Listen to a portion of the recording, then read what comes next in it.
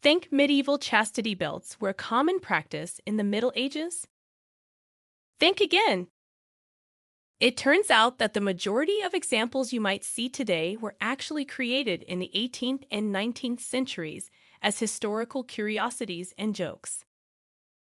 Let's uncover the truth behind this fascinating historical misconception.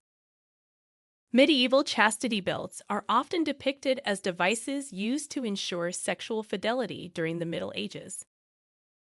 However, historical evidence suggests that these belts were not a common or practical part of medieval life. Instead, most of the examples we have today were produced much later, primarily during the 18th and 19th centuries.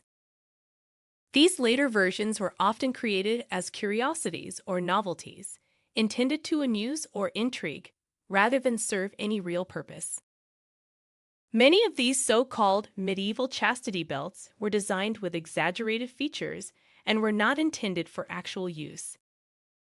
The myth of the medieval chastity belt reflects a misunderstanding or romanticization of historical practices.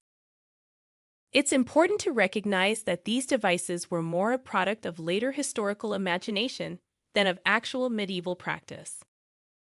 So, the next time you come across a so-called medieval chastity belt, remember that it's likely a product of a more recent era.